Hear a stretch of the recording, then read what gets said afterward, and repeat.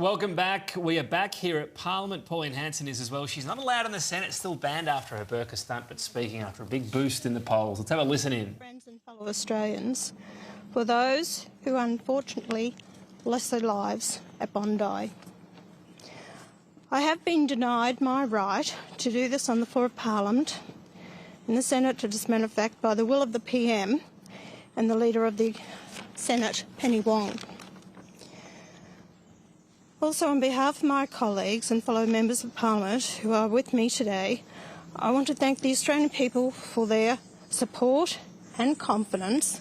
They are now advocating for One Nation. This is the first poll in Australia's history that another party is polling higher than one of the major parties. I am proud to acknowledge One Nation is polling higher than the Liberals. Thank you. Senator Hanson, why do you think that One Nation is polling higher than the coalition? I think what Australia is lacking now with both the major political parties is leadership. And people have got to a stage they're fed up. They've had enough.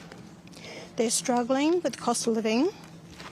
But I think that's also seen what happened at Bondi. And I think prior to that with Charlie Kirk, his assassination has been a big wake-up call for a lot of Australians. Mass migration has also been a huge, big issue for a lot of Australians. They've been now for years calling out to this government, pull back on it.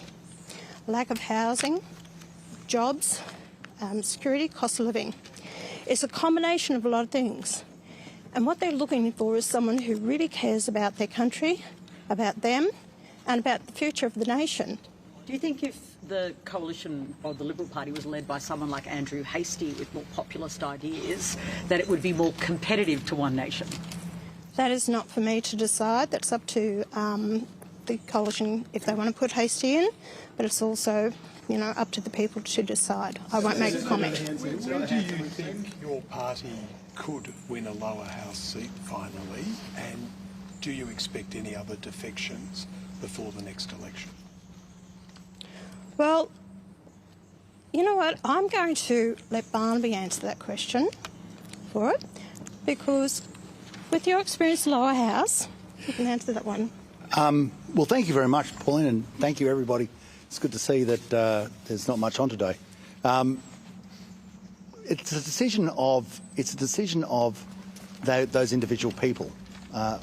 Pauline never put any pressure on me to join One Nation. I deliberated over that over a long period of time, and of my own volition decided to make that decision. And I believe that if other people are deciding to make a similar decision, I'll leave it to them to make. It's a free country. There are Australians out there who are going to change their vote. There are members of Parliament. It's in 2026 who, if they choose to, will go to other parties. We've seen it with Greens going to the Labor Party. We've seen it with Nats going to the Liberal Party. We've seen it with Nats going to One Nation. Welcome to a free Western democracy where these sort of things can happen, and get used to it. It's not that unusual. Do you consider yourself, Mr Joyce or Ms Hanson, a viable alternative government? Is that your aim this term, to build yourself up into an alternative government? You bet it is. I'm not just here to prop up the coalition or the Labor Party or anyone else. I put out clear policies now for 3 decades. On the 2nd of March, I was first elected to this Parliament 30 years ago. I've never given up for what I believe we need to fight for this country, our cultural identity, who we are as Australians. It is not racism to call out or criticise policy, which both major political parties have tried to advocate that I am. Australians now are realising that I'm a proud, patriotic Australian that wants to fight for them on these issues. As far as anyone else coming up, no, I'm not picking up the phone to any other Member of Parliament asking them to come across the One Nation. I'll make that very clear. And I think that these... No. So you're not in any discussions? No. Where do you think you can win a lower house seat? Look, they've advocated some of the seats in Queensland, throughout Queensland. At this stage, look, these are only polls. Please, I've really got a job ahead of me now. I really have. by putting us at 22% of the national poll at the moment, that says I've got a hell of a job ahead of me with my other colleagues.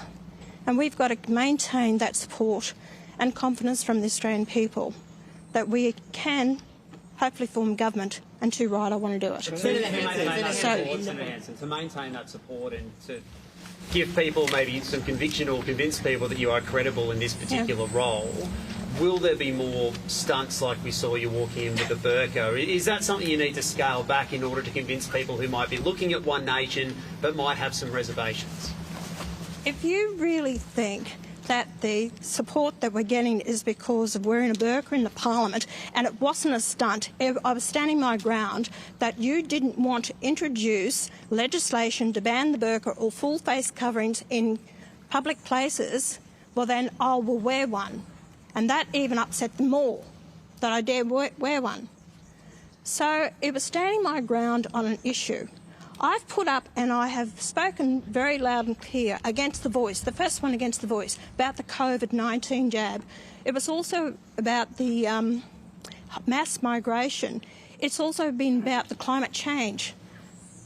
You know, net zero, all these things. The public are no longer being, treated like mushrooms. They want to know what the hell is happening in their country. They want that leadership. They want people to put out clear policies that is going to get them out of this quagmire that we are in at the moment and start fighting for them. That's our job as members of Parliament, to represent the people. Senator Hanson, in Nigel Farage has been meeting in the UK poll for a while. Is that the high benchmark that you're aiming for yourself as well? I don't look at any high benchmark other than ourselves, what we want to do for our country. My colleagues and I, we've always fought, regardless, I've been around long before Nigel Farage and long before Trump. So therefore, I've set the record, my record, what I want. Go and look at my speeches, what I've said in the past. I don't back away from anything. I stand up for what I believe in. And that's why now the people are seeing I have been someone who stood my ground over the years, that a lot of things that I've said and done over the years has now happened in our country. Why do you think what's happened in Bondi? Do you think it was by chance? To criticise this, and it is about Islam. It is about the people that we brought into the country. They're not people compatible and suitable for this country. Why do we now have to turn around and make laws to start reining them in? Why don't we look at these people before we allow them into our country? That's what we've got to start questioning. Islam or extremist? It is extremist, radical Islamic. It is radical Islam, the fundamentalists. And when we have seen an increase that was advocated by the federal police, an increase in radical Islam, and those that are being radicalised in our country has increased.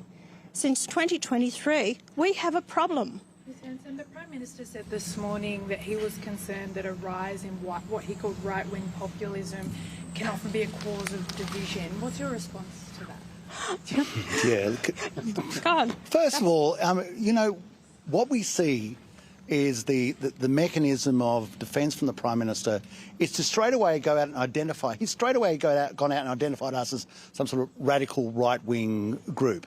He talks about I do not want a division, and his rejoinder to that is to go straight out and start dividing people.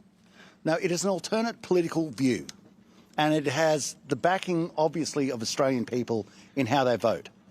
And it is not radical if it's the truth. The truth is the truth. And, when you say that the people who were inspired by ISIS, who murdered 15 people, who injured 40 others, who did it in broad daylight, who by their own volition under the indoctrination of what was Wissam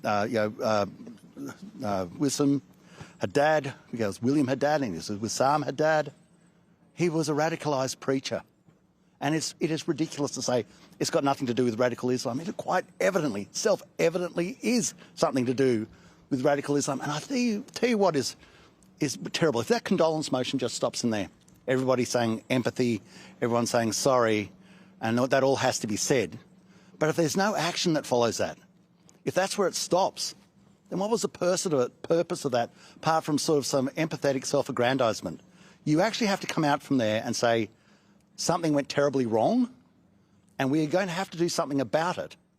Otherwise, if it happens again, This time, it is not just a radicalised preacher that is a problem. It is us, because we did nothing. Senator Hanson, with your improved polling, do you think the recruitment of your colleague next to you, Barnaby Joyce, is part of that story? Of course I do. I don't deny it. Wasn't I smart as a leader to actually get Barnaby across?